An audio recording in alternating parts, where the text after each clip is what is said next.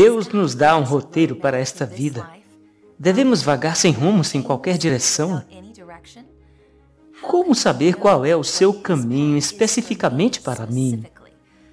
A profecia bíblica nos mostra como Deus guia e protege seu povo até o fim dos tempos. Vamos estudar seu plano, seu GPS, sobre como encontrar nosso caminho até Ele. Por favor, inscreva-se e clique para ser notificado de todos os próximos vídeos. Meu nome é Cami e Desbloqueando as Profecias Bíblicas começa agora. O caos está aumentando em todo o mundo. Divide-se em política e uma pandemia mundial que está varrendo nosso globo. Estamos caminhando para uma nova ordem mundial. O que vai acontecer a seguir? Junte-se à palestrante internacional Cami Ottman em uma jornada para revelar a verdade da Bíblia e descobrir as principais respostas para as perguntas bíblicas. Nas viagens de Cami ao redor do mundo, ela documentou milagres incríveis, enfrentando situações de vida e morte. Junte-se a nós para desbloquear Profecias Bíblicas 2.0, que irá demonstrar como Deus nos deu diretrizes para navegar com sucesso pelo que está por vir. Juntos, veremos como a profecia bíblica está sendo cumprida mais rápido do que nunca e como podemos ter esperança para o futuro. É difícil acreditar que esta noite é a última noite juntos, desbloqueando as profecias. Estes últimos 14 dias foram uma emocionante exploração da Bíblia, onde perguntamos e respondemos algumas das questões mais difíceis da vida. Agora mesmo, no chat, diga-nos qual uma nova verdade você aprendeu de nosso tempo juntos em Desbloqueando as Profecias Bíblicas. Agora, se você perdeu algum programa ou você está assistindo pela primeira vez esta noite, você pode ir para awr.org.bible para obter um arquivo de toda a série. Você pode assistir e compartilhá-los indefinidamente. Uma vez que os tópicos se complementam, certifique-se de tentar assisti-los em ordem. E lembre-se, temos uma equipe dedicada, instrutores bíblicos online ansiosos para ajudá-lo com qualquer dúvida que você possa ter. Basta clicar no link para se conectar conosco. Além disso, você pode se inscrever em nossa escola bíblica online para continuar seu estudo, clicando para se inscrever gratuitamente. Minha oração é que você continue a estudar a Bíblia e se aproximar cada vez mais de Jesus. Hoje eu quero fazer algo um pouco diferente e começo com um pequeno vídeo de um testemunho milagroso de um homem em Nazaré e como ele defende Deus e como Deus o defende. Nascido muçulmano, Wisan foi ensinado a odiar o cristianismo. Então, quando sua irmã decidiu se tornar cristã, ele foi enviado por sua família para matá-la. Mas por causa de um sonho milagroso de Deus, ele decidiu começar a estudar a Bíblia. Ele logo voltou para Nazaré para compartilhar sua nova crença com sua família, e seu tio, ao ouvir isso, ficou muito zangado e ordenou o seu apedrejamento. Isso aconteceu várias vezes, até que finalmente seu irmão interveio. Então seu pai aconselhou Wisan a fugir do país. Anos mais tarde, depois que seu pai e tio morreram, a mãe de Wisan o convidou a voltar.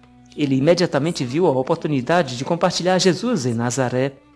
Então ele decidiu estabelecer um centro de influência, onde ele usou a Bíblia para ensinar inglês para seus semelhantes. Também demos God Badges AWR para Wisan, que ele distribuiu entre sua comunidade. Recentemente, porém, as coisas pioraram, como os filhos de seu tio morto descobriram o que Wisan estava fazendo. Eles também haviam participado de seu apedrejamento muitos anos antes e agora se reuniram em uma multidão e foram à casa de Wisan para atacá-lo. A esposa de Wisan, Adri, ouviu a comoção lá embaixo e correu para ver o que estava acontecendo. Ela soube imediatamente que Wisan estava com sérios problemas e caiu de joelhos e começou a orar. Os irmãos de Wisan correram para protegê-lo quando ele foi atingido por uma haste de metal, mas então seu próprio primo puxou a faca e o esfaqueou. Mas, para seu espanto, a faca dobrou, deixando-o ileso. O irmão de Wisan então pegou a faca dobrada e disse: "Irmão, tente novamente matar o homem de Deus." Enquanto a multidão recuava, eles ameaçavam: "Você não saberá onde ou quando, mas nós o mataremos." Vários meses depois, Wisan recebeu um telefonema chocante que esses mesmos 2 primos foram mortos enquanto dirigiam uma motocicleta. Isso lembra de que, se Deus é por nós, quem será contra nós? Este evento milagroso agitou muito a comunidade muçulmana, de modo que Wisan sabia que era o momento perfeito para usar evangelismo por telefone celular AWR. Ele imediatamente procurou alguém para traduzir os sermões para o árabe. Ele encontrou um homem chamado Jamil, que prontamente concordou em ajudar. Jamil trabalhou por dias, às vezes até tarde da noite, traduzindo sermões baseados na Bíblia. Enquanto lia, ele ficou muito comovido com as apresentações, que ele se sentiu compelido a compartilhá-los com uma de suas amigas da Igreja Batista. Ela ficou tão impressionada com os sermões, que ela os compartilhou com o seu pastor, que também ficou impressionado com o que leu. Ele então procurou Wisan para pregar em sua igreja. Wisan apresentou na Igreja Batista, compartilhando a profecia bíblica, nossa mensagem de saúde e os escritos de Ellen White. Seus corações estavam tão convictos que o pastor e quase toda a congregação tomou a decisão de ser batizados como adventistas do 7º dia. E em um lindo dia de sábado, realizamos um serviço religioso no Rio Jordão. Então, um por um, eles entraram na água.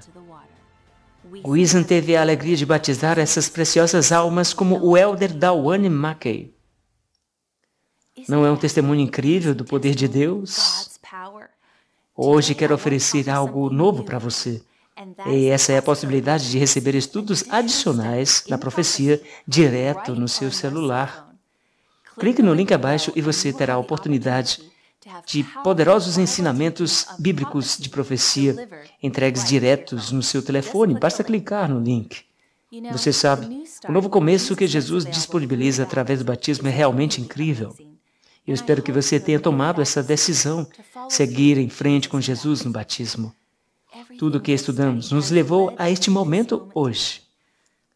Qual é o plano final de Deus para esta terra? E qual é o plano final dele para você e para mim? Vamos ver como Deus tinha um plano desde o início da história da terra para proteger e finalmente colocar uma cerca ao nosso redor, sua linda noiva, sua verdadeira igreja, para levantá-la até o final. Vamos lá? Ore, amigos, e entre imediatamente em o grande conflito. Pai Celestial, Rei do Universo, Rei de nossos corações. Senhor, esvazia-me de mim mesmo e enche-me com o Teu Santo Espírito. Unja meus lábios apenas com Tuas palavras e nos torne agudamente conscientes dos tempos em que vivemos. Abra nossos corações e afie nossas mentes, Senhor, a Tua verdade para que estejamos prontos para estes últimos dias. Nós sabemos que Tu estás nos protegendo e Te louvamos em toda a Tua glória, Senhor. No precioso nome de Jesus. Amém. Estou muito animada para compartilhar esta mensagem em particular com você, porque esse é o próprio material que me acordou. Isso mudou pessoalmente a mim e a direção da minha vida, da busca do mundo para a busca do céu. Vamos nos lembrar do nosso tema. Se está na Bíblia, eu acredito. Se discordar da Bíblia, então não é para mim. Hoje vamos cobrir toda a história do grande conflito entre Cristo e Satanás. De Gênesis a Apocalipse. Você está pronto? Quantos de vocês já fizeram suco antes? Você pega cerca de 20 cenouras, você transforma em um pequeno copo. Vamos fazer isso com a Bíblia. A versão super espremida. Vou precisar da sua mente para que se torne como uma tela de cinema, porque eu quero que você visualize isso comigo. No livro de Ezequiel, capítulo 28, começa nossa história com um anjo chamado Lúcifer, que é descrito como querubim cobridor. Agora, para entender o que é um querubim cobridor, devemos voltar ao Antigo Testamento para Êxodo, capítulo 25, onde a Bíblia descreve um edifício. Este edifício é importante, é chamado de santuário. Deus instruiu Moisés a fazer este edifício, o santuário, por uma razão por nós hoje. Dentro desse santuário está o lugar santíssimo, onde há um reflexo da sala do trono de Deus no céu. Naquela sala do trono havia algo chamado a Arca da Aliança, e em cima dela está o propiciatório. O propiciatório representa o trono de Deus.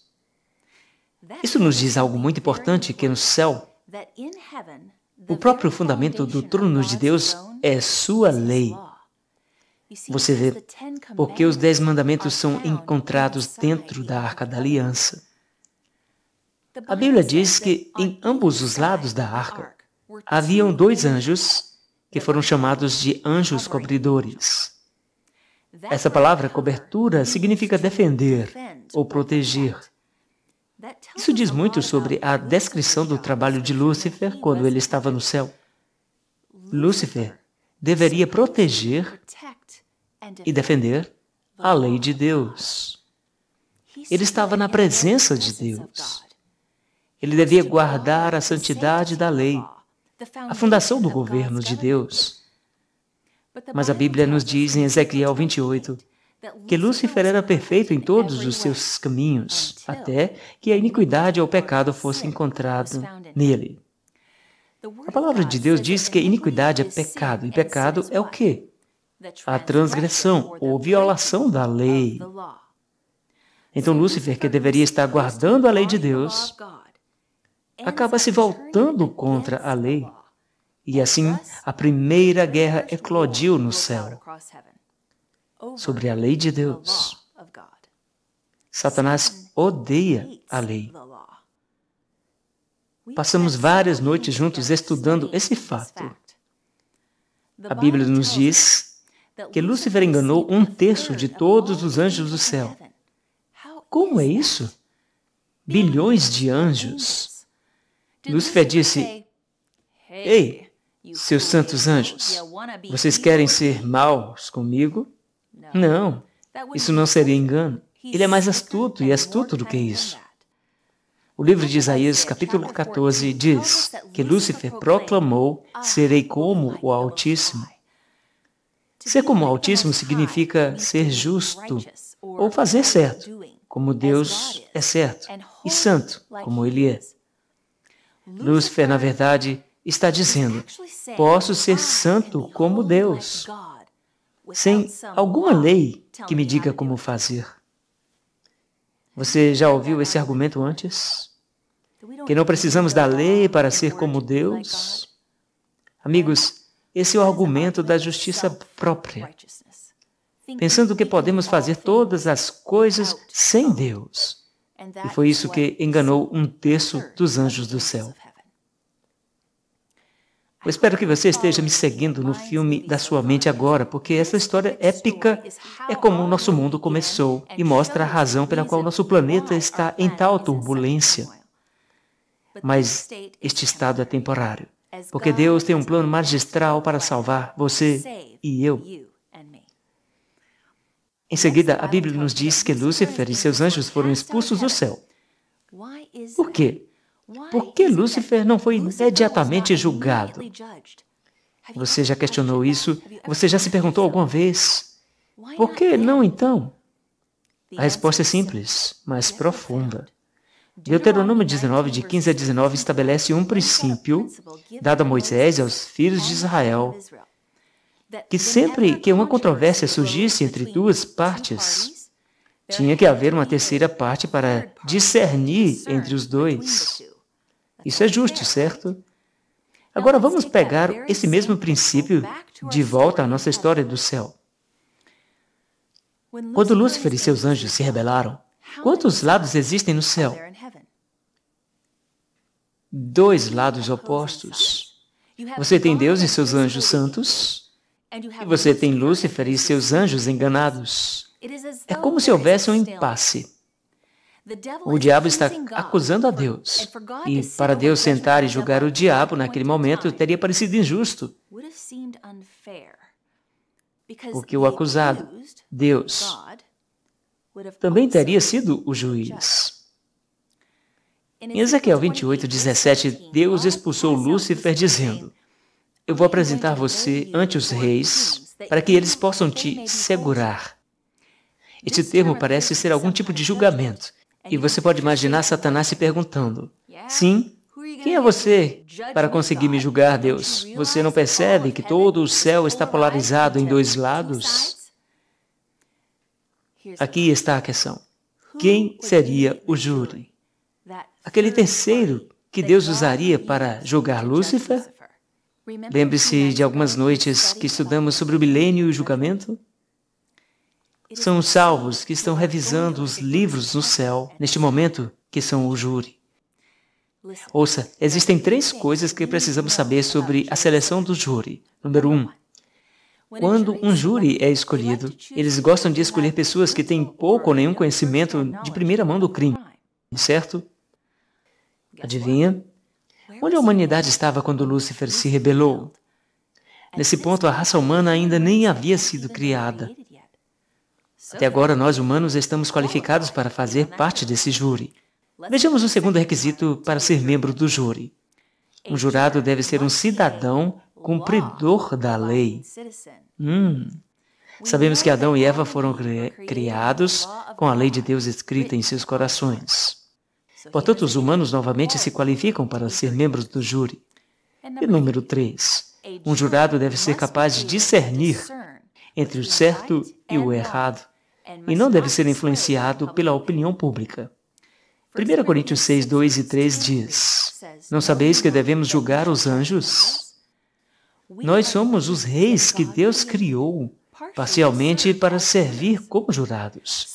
Então, homens e mulheres se classificam em todos os 3 pontos para servir neste júri. Então, Lúcifer vê essa criação do homem e se maravilha. São estes que vão me julgar? Veremos sobre isso. Agora vamos pensar sobre isso. Quando Satanás descobre que Deus um dia será ele julgado pela raça humana, o que ele faz a seguir? Ele procura subornar ou influenciar a nós, os membros do júri, para o seu lado, sua maneira de pensar e se rebelar. Ele começa suas mentiras no Éden, na árvore. Ele tinha que enganar ou convencer os humanos a seguir suas instruções e não as de Deus. Quando Satanás engana Eva no jardim, ele diz a Eva, você gostaria de ser má? Não, isso não teria funcionado. Isso teria sido muito óbvio. Em vez disso, ele diz, Eva, deixe-me mostrar a você como você pode ser igual a Deus. Isso soa familiar? É a mesma mentira que ele usou para convencer 1/3 dos anjos do céu a seguir os seus caminhos no lugar de Deus. A velha serpente liderou a raça humana a um conceito distorcido do caráter de Deus, desde o início. Então, infelizmente, nossos pais, Adão e Eva, escolheram pecar contra Deus e eles foram desqualificados da seleção do júri, porque eles não eram mais cidadãos cumpridores da lei. Isso cria uma situação muito séria. Então, Jesus vem ao jardim e dá a eles uma promessa, que ele morreria por seus pecados, para que eles pudessem escolher o céu novamente. Uau! Podemos finalmente saber que o Evangelho foi dado para restaurar a humanidade a jurados sólidos, que sabem a diferença entre o certo e o errado, e que são cidadãos cumpridores da lei. Eu sou muito grata a Deus por abrir um caminho para você e eu sermos reintegrados, para que possamos voltar para o jardim do paraíso algum dia em breve. Agora vamos avançar o filme, de Gênesis até o livro de Êxodo, onde Deus está prestes a chamar um povo fora do cativeiro do Egito. Quem são eles? Sim, os israelitas.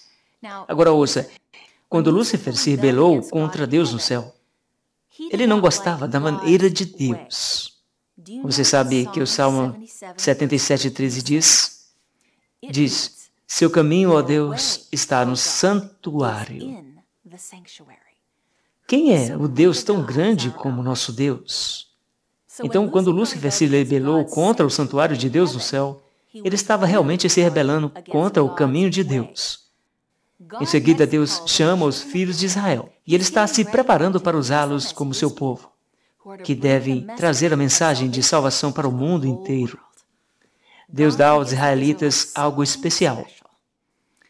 Vamos chamá-lo de planta, ou GPS de Deus.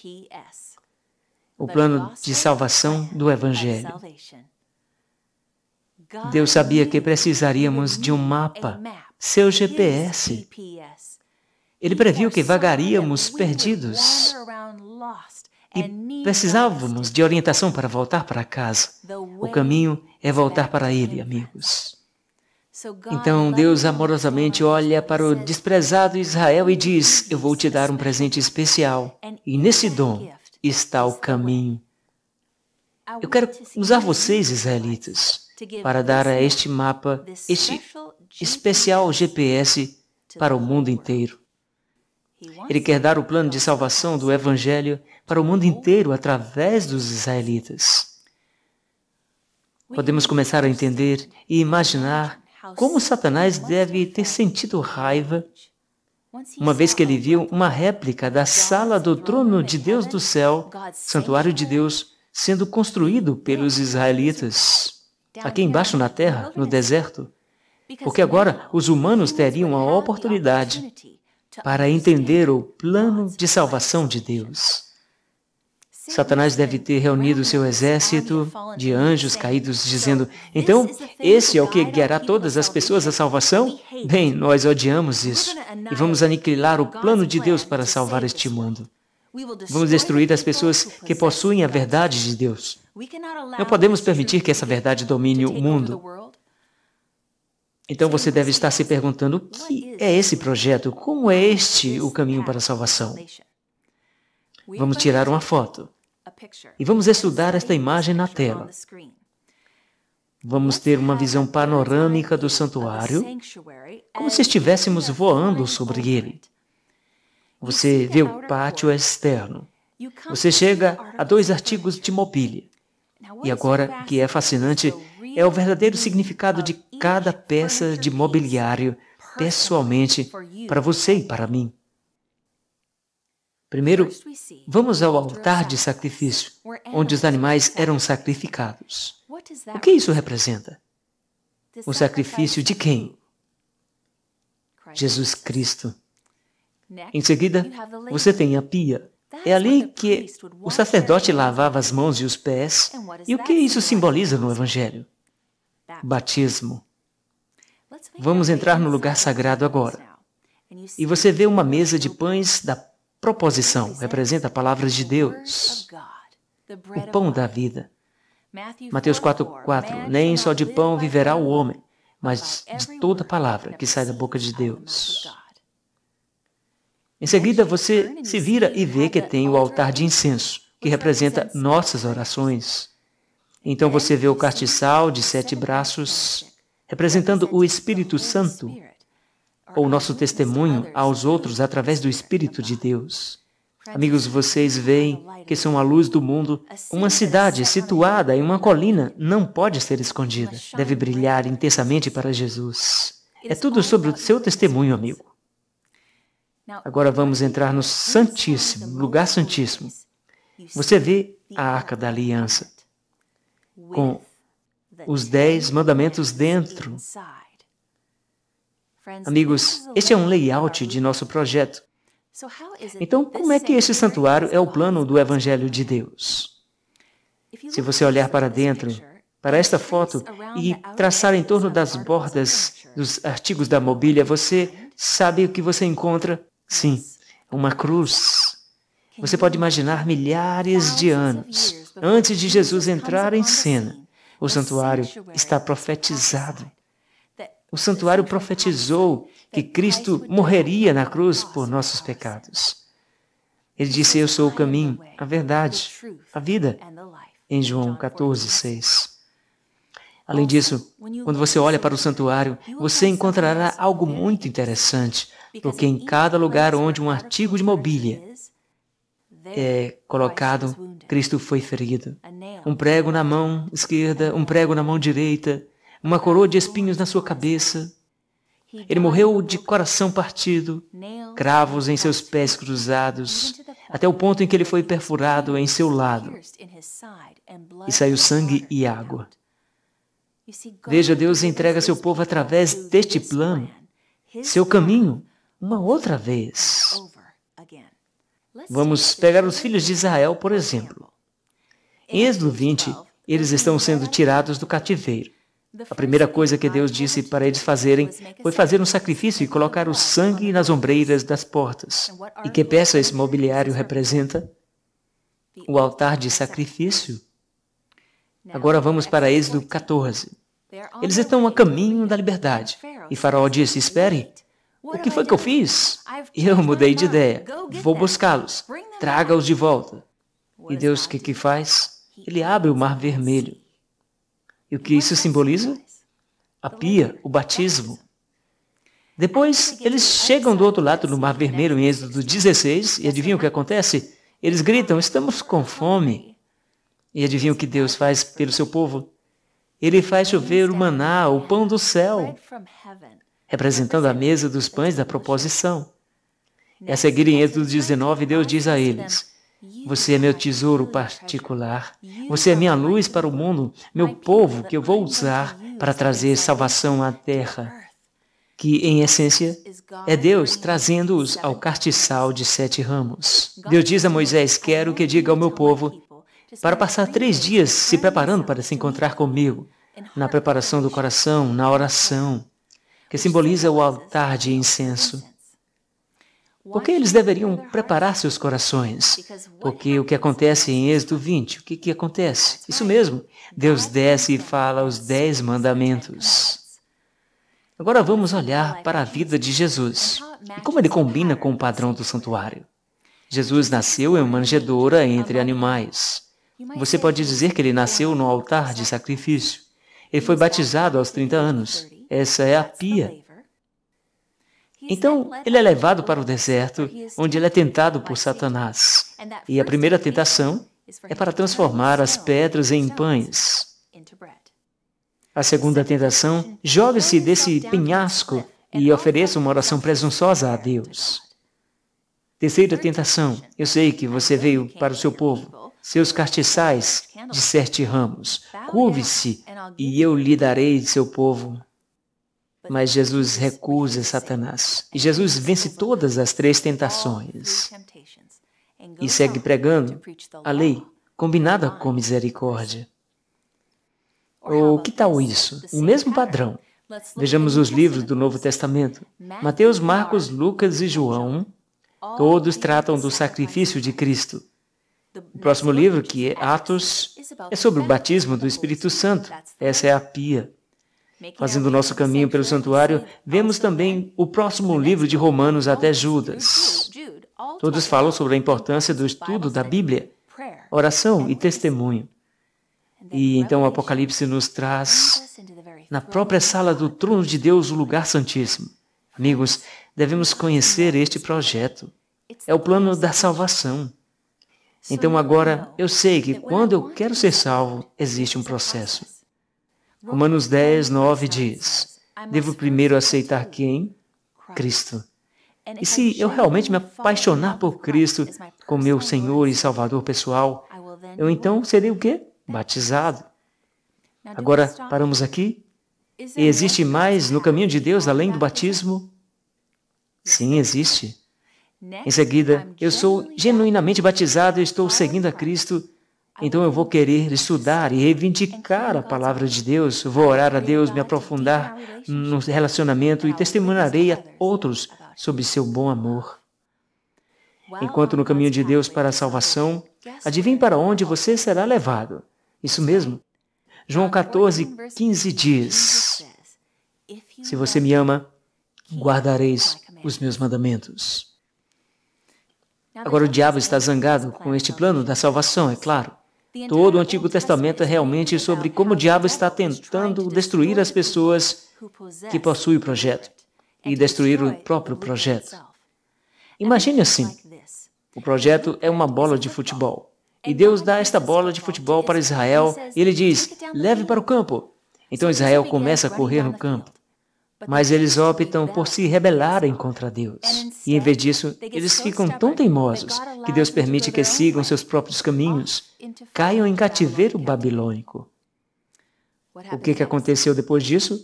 Somos apresentados à primeira das 3 profecias do livro de Daniel. A primeira profecia é uma profecia de 70 semanas. Do que se trata essa profecia?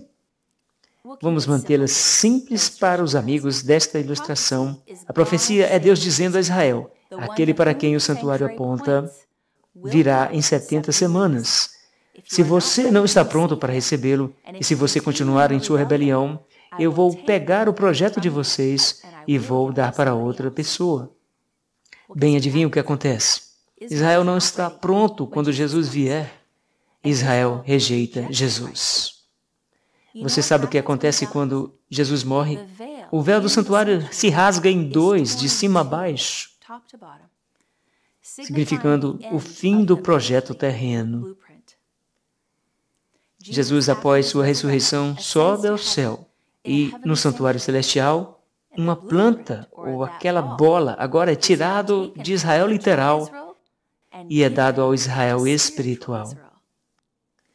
Adivinha? Acabamos de ler todo o Antigo Testamento para esta noite. Uau! Meio caminho, Deus deu a Israel o dom de línguas para que possam levar a mensagem de um santuário celestial e um sumo sacerdote celestial a todo o mundo. O Israel espiritual vai para o campo. Nada pode detê-los. Satanás diz, devo bloquear esses caras, esses cristãos incessantes. Então, o que Satanás faz? Primeiro, ele levanta o Israel literal para atacar o Israel espiritual. Então, ele levanta a Roma literal para atacar o Israel espiritual. Mas Satanás descobre que toda vez que um cristão morre, está trabalhando contra ele, porque seu sangue é como semente. Ele apenas se multiplica. Mais determinado do que nunca, Satanás diz, agora preciso realmente mudar minha tática. E isso nos introduz na segunda das 3 profecias da linha do tempo do livro de Daniel. A profecia dos 1260 anos. Conforme estudamos, esta profecia simplesmente afirma que surgiria um poder chamado chifre pequeno. O poder dessa besta procuraria derrubar o projeto de Deus. Como o diabo usa esse poder do chifre pequeno, este falso poder espiritual, derrubando o santuário de Deus? Vamos colocar nosso projeto de volta na tela. Veja, o diabo é o mestre da falsificação. Ele manipula as massas com suas substituições populares. Lembre-se, amigos, para cada verdade da Bíblia, Satanás tem sua falsificação. Então, o que acontece durante a Idade das Trevas, aquele período de 1260 anos que estudamos? Bem, a Igreja da Idade das Trevas, a Igreja Católica Romana derrubou as verdades de Deus que estavam sendo ensinadas pelo santuário de Deus. O que eu quero dizer com isso? O altar do sacrifício, que representava o sacrifício de Cristo, foi derrubado e substituído por um ensino chamado penitência.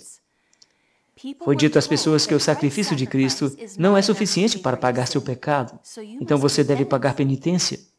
A eficácia do sofrimento de Cristo. Seu sacrifício foi lançado para baixo e uma falsificação foi ensinada em seu lugar. Agora, o que dizer da pia, que representa o batismo? A Igreja da Idade das Trevas disse, vamos substituir a aspersão infantil no lugar do genuíno batismo por imersão, que exige confissão, arrependimento de todo o coração. Eles não fizeram isso somente, mas eles subiram para o lugar sagrado, para a mesa dos pães da proposição que representa a palavra de Deus e declararam, você não consegue entender a palavra de Deus por si mesmo, só o Padre pode explicar para você. Desta forma, eles promoveram as tradições da igreja, que são mais importantes do que a palavra de Deus. Não só eles fizeram isso, a história mostra, mas eles alcançaram o altar de incenso que representa a oração e afirmaram, você não pode orar diretamente a Deus, você tem que passar por um padre. Na verdade, eles até criaram sua própria sala de 2 compartimentos, dividida por uma cortina com um homem sentado no lugar de Deus, para ouvir as confissões de outros homens. Isso está imitando o lugar santíssimo de Deus, amigos. Esses ensinamentos falsificados tiram a luz da igreja, criando assim a Idade das Trevas. Finalmente, a Igreja Católica Romana subiu no lugar mais sagrado e tomou a lei de Deus, seus 10 mandamentos, e simplesmente mexeu com eles. Passamos muito tempo olhando esses detalhes juntos na série. Eles tomaram o 4º mandamento do sábado do 7º dia e o jogaram no chão e colocaram em seu lugar o culto do 1º dia. Satanás está determinado a mexer com o GPS de Deus. Ele quer que você perca, se perca. Devemos nos desesperar. O que Deus vai fazer agora? Bem, havia mais uma profecia, chamada a profecia dos 2.300 anos, e esta profecia afirmava que no final dos 2.300 anos, que terminaria em 1844, amigos, este é um assunto mais profundo que eu recomendo que você pergunte aos nossos instrutores bíblicos sobre, mas preciso deixar isso claro. Neste período de 2.300 anos, o santuário seria limpo ou restaurado. Veja que Daniel 8,14 diz que será restaurado ao seu estado correto, de volta ao caminho de Deus. Observe isso, então. Você sabe o que o nosso Deus começa a fazer durante o período de 500 anos? Ele começa a restaurar toda a verdade que tinha sido derrubada durante a Idade das Trevas. Voltemos ao nosso último slide, mostrando as verdades sendo derrubadas. Observe de perto o que nosso Deus faz. Havia um homem chamado John Wycliffe, que vem à cena terrestre em 1300. O que Deus mandou Wycliffe fazer? Traduzir a Bíblia na linguagem das pessoas comuns, restaurando assim a mesa dos pães da proposição. É por isso que cada um de nós tem uma Bíblia para lermos em nossa própria língua hoje. Amigos, se eu morresse no século XIII, eu teria seguido John Wycliffe por toda parte. Agora, em 1400, um homem com o nome de Martinho Lutero nasce. Que homem de Deus! Martinho Lutero começa a reforma protestante nos anos 1500. E através dele, Deus restaura a verdade de que o sacrifício de Cristo, Jesus, na cruz, paga nossos pecados, não penitência. Então, se eu estivesse vivendo naquela época, eu sei que teria sido um luterano. Louvado seja Deus pelo movimento luterano, amém? Nos anos 1500, um homem chamado John Calvino entra em cena, o fundador do movimento presbiteriano. John Calvino tinha um interesse especial pela oração. Ele disse que poderíamos ir diretamente ao trono de Deus por nós mesmos. E João Calvino efetivamente restaura o altar do incenso. Eu oro para que durante esse tempo eu tivesse sido uma presbiteriana. Você vê, amigos, que o povo de Deus continua a aceitar toda a verdade ou uma nova luz que Deus revela a eles? Fantástico. Em 1600, havia um homem chamado John Smith, que ao estudar a Bíblia, ele disse: espere um minuto. Você não pode batizar por aspersão infantil. A Bíblia diz claramente que você tem que estar totalmente submerso. Confesse e arrepende-se de seus pecados antes de ser batizado. Isso restaurou efetivamente a pia. Ele se tornou o fundador do movimento batista. E, amigo, se eu estivesse vivendo nos anos 1600, eu definitivamente teria sido uma batista. Em 1700, um homem chamado John Wesley entra em cena. E John Wesley é o fundador do movimento metodista. Ele tem uma preocupação especial pelo Evangelho, levando isso para o mundo inteiro. E Deus, através dele, efetivamente restaura o castiçal de 7 ramos. Deixe sua luz brilhar. Se eu estivesse vivendo em 1700, eu oraria para ter sido uma metodista. Amigos, mais uma peça do mobiliário é deixada para ser restaurada. Que movimento Deus chamaria para a cena em 1800 para restaurar a peça final da verdade perdida? Que movimento restaura a Arca da Aliança? O Adventismo do 7º dia restaura os 10 mandamentos encontrados dentro da Arca da Aliança, incluindo o quarto mandamento: lembra-te do sábado para o santificar. Dia escolhido por Deus, seu sábado é o nosso selo. Estudamos isso, amigos. É a marca dele em você para ser salvo. Vimos isso na apresentação O Selo Autêntico. Deus o chamou para um momento como este. Ele quer que você conheça a verdade da Bíblia. A Bíblia nos diz em Apocalipse 7 que devemos ter o selo do Deus vivo para chegar ao fim do tempo.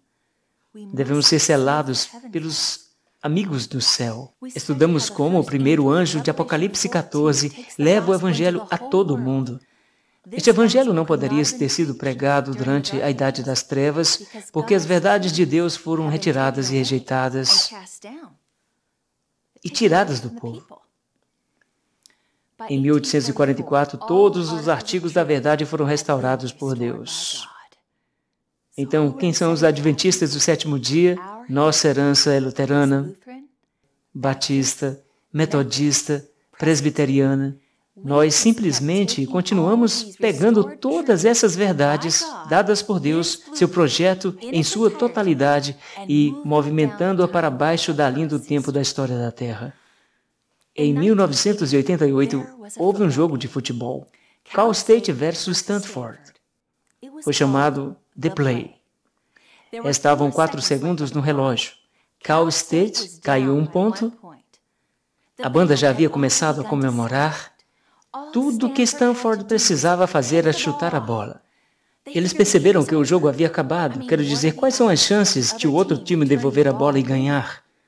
Então eles chutam a bola e a bola vai para o fundo do campo. Cal State pega a bola e eles começam a correr. Quando o primeiro cara começa a correr, alguém o aborda. Mas antes que ele atinja o solo, ele joga a bola para o seu companheiro de equipe. Do outro lado do campo, a banda já está marchando em comemoração. As pessoas estão gritando de pé. O segundo cara pega a bola e começa a correr. Os comentaristas estão ficando animados e eles estão levantando suas vozes, porque o segundo cara é abordado. Mas antes de atingir o solo, ele passa a bola. O terceiro cara, a mesma coisa. O quarto cara, a mesma coisa. O quinto cara, a mesma coisa. O sexto cara pega a bola. Todo mundo está gritando e estão de pé. E aquele sexto cara corre para a zona final. Ouça-me, amigos. A banda do diabo está em campo agora. Eles acham que o jogo acabou. Eles pensam que nós cristãos que guardamos os mandamentos, aqueles que acreditam na Bíblia totalmente, os adventistas do sétimo dia, são um povo derrotado. Amigos, Deus quer que terminemos o jogo. Vamos nos arrumar e ir para casa. Não há mais tempo no relógio. 1844 foi a última profecia da Bíblia. Amigos, estudem isso vocês mesmos. Na minha mente, vejo os anjos em pé, ou suas asas. Eles estão torcendo por nós. Vamos, leve isso para o tempo final, a zona final. E o povo de Deus vai para o campo. A mensagem do primeiro anjo, a mensagem do segundo anjo, a mensagem do terceiro anjo. Está tudo aí, amigos. A mensagem do terceiro anjo nada mais é do que a mensagem de Noé. Entre na arca. Verdade bíblica. Entre na arca antes que seja tarde demais. Por quê? Porque um selo de Deus é encontrado dentro da arca. A Bíblia diz que aqueles que estão fora da arca serão marcados para a morte. Lemos em Apocalipse 15 e 16 que os anjos, com as 7 últimas pragas, são vistos saindo do lugar santíssimo. Por quê? Porque aqueles que recebem as pragas são aqueles que ignoraram e rejeitaram o que se encontra dentro do lugar santíssimo. Nossa mensagem é para entrar na arca. Para aqueles que optam por entrar na arca e receber o selo de Deus, precisamos temer as 7 últimas pragas iminentes? Como sempre, a Escritura tem nossa resposta. Salmo 91, um capítulo favorito meu. Verso 1. Aquele que mora no lugar secreto do Altíssimo habitará sob a sombra do Todo-Poderoso. Esta é uma promessa de proteção, amigos. Reivindiquem. Versículo 10. Nenhum mal te sucederá, nem qualquer praga chegará à tua tenda. Nenhuma praga. Assim como os israelitas. Você acredita nas promessas de Deus? Nosso Deus, em toda a história da terra, cumpriu todas as suas promessas por nós. Ele está tão pronto para ter seu caráter vindicado. Ele prometeu que seu pão e sua água ficarão seguros. Eu confio nele. Em Isaías 43, 1 e 5, Deus diz: Não temas, porque eu te remi. Eu chamei você pelo seu nome. Você é meu. Não tema, pois eu estou contigo. Vamos colocar isso na memória, amigos, porque vamos precisar disso provavelmente mais cedo do que pensamos. Algum dia, o único tesouro que você pode possuir é a única posse que ninguém pode tirar de você. É o que você armazenou em sua mente. Que seja de valor salvífico. Então, aleluia. Jesus vem. Ele abre o céu. A Bíblia é tão clara que todos os olhos o verão vindo. Estudamos como os justos mortos em seus túmulos serão levantados para encontrá-lo no ar. Isso não é segredo, amigos. Todo mundo vê isso acontecendo. Não se deixe enganar. Em seguida, estudamos como os justos vão para o céu, para o milênio, e devem ser o júri. Quando os livros foram abertos em 1844, era simplesmente isso. Em Apocalipse 12, 10, vemos que Satanás estava acusando o povo de Deus. E a razão pela qual Deus abriu os livros não é tentar condenar você ou eu, mas para provar que Satanás é um mentiroso. Então, quando Satanás ameaça, bem, mas ele fez isso ou fez aquilo, Deus afirma: os registros do livro do céu, eles se arrependeram de todos eles. Então, eles são brancos como a neve. Eles são meus filhos. Os livros contêm evidências importantes para te salvar, não para te destruir. Agora, quando o julgamento começa no milênio, os justos podem ver os livros, e eles também se juntam ao coro de anjos. Justos e verdadeiros são os teus caminhos, ó Deus. Você julga justamente. E no final do milênio, Deus desce do céu e ressuscita os iníquos mortos na terra, conforme estudamos. E naquele tempo, este planeta vai se transformar no maior cinema que o mundo já viu. Somos informados de uma visão panorâmica. Todo mundo vai assistir a este filme. Este é o último filme da Terra. Agora, isso é reality show. Isso não é um faz de conta. Eu não quero o perdido, o malvado, apontando para mim, dizendo: você viu esse filme e você não me contou sobre isso? Você me contou sobre o último sucesso de Hollywood, mas você não me contou sobre o filme da história que contou? O grande conflito? Agora chega o momento em que Deus deve destruir os ímpios. Mas entenda a razão pela qual Deus usa o fogo. Não é porque Ele está louco, mas porque Ele é amor. Veja, Deus é descrito como um fogo consumidor em Hebreus 12, 29. E o Cântico de Salomão nos diz que aquele amor que consome queima como fogo. Você já se apaixonou antes? Você sentiu aquele fogo? É assim que Deus é. Ele é fogo. 2 Reis 6,17 descreve que são carros de fogo. Sua cidade é uma cidade de fogo. Seu trono é um trono de fogo.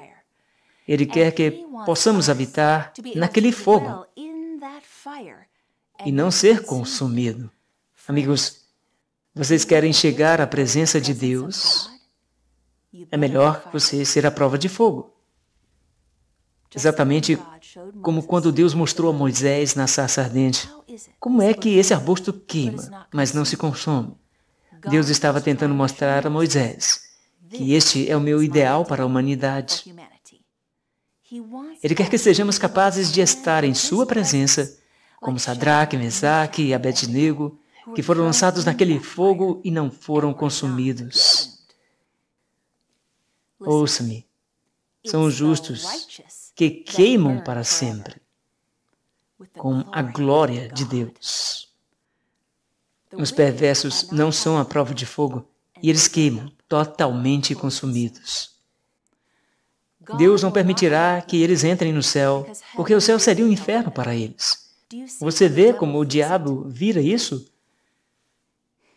Em tremenda majestade, Deus, com aqueles grandes braços, se estende e abraça o malvado uma última vez. Todos os malvados em um abraço gigante. E neste abraço, os iníquos sentem o amor que rejeitaram. É então que todo joelho se dobrará e todos declararão: justos e verdadeiros são os teus caminhos, ó Deus. Há uma decisão unânime de destruir os ímpios. Então, Deus renova o planeta Terra ao seu plano original, em um jardim paradisíaco, perfeito. E a Bíblia diz em Isaías 66, 23, de um sábado a outro sábado, toda a carne virá adorar perante mim. Você vê, amigos, estaremos guardando o sábado no céu por toda a eternidade. Este é o último filme da Terra, amigos. Deus chamou você para um momento como este. Pare de se sentar em cima do muro. Satanás quer que você acredite em suas dúvidas e duvidar de suas crenças. Não importa o que você tenha feito, Jesus tem misericórdia mais do que o suficiente para protegê-lo. Jesus vai terminar o que começou em você há muito tempo, como uma criança. Basta perguntar a Ele, tudo o que Ele precisa é permissão, e Ele virá para preencher sua vida. Nosso Deus é capaz.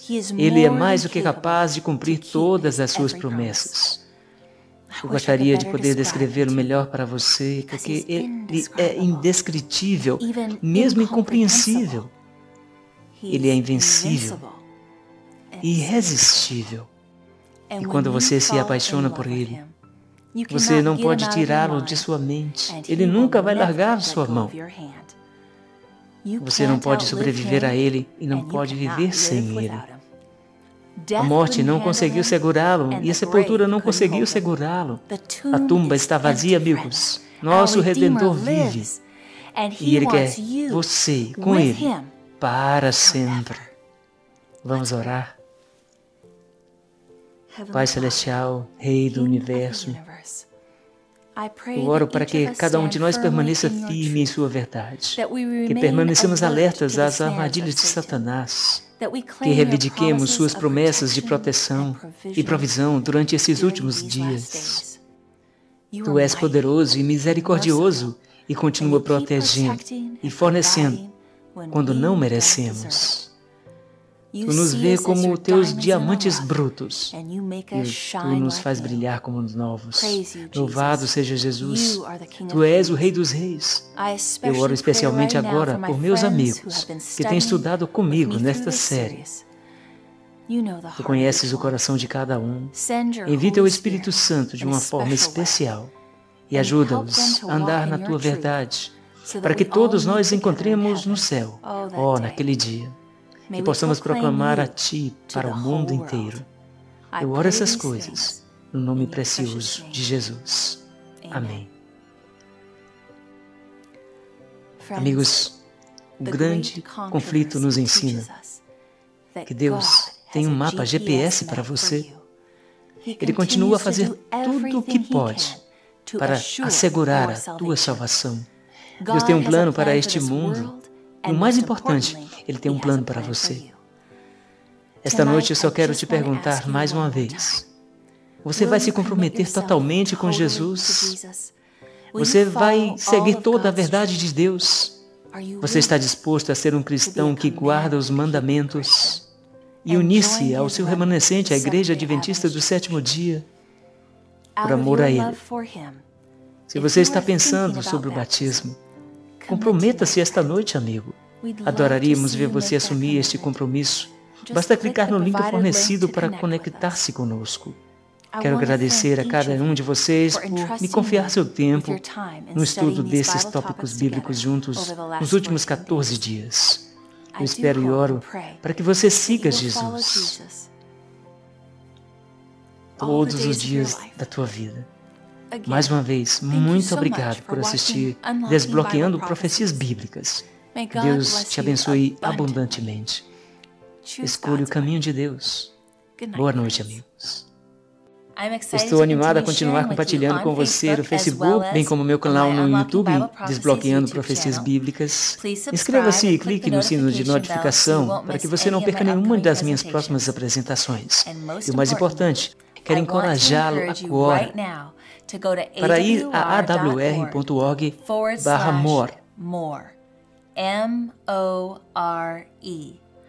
para se inscrever gratuitamente em estudos bíblicos online e grupos de mentoria. Queremos ficar conectados com você e ajudá-lo a crescer mais em Cristo de qualquer lugar que você esteja. Alguns de vocês compartilharam comigo que desejam ser batizados. Queremos ajudá-los a se preparar para o batismo. Isso é tão emocionante e aquece meu coração. Então, novamente, vá para awr.org/more.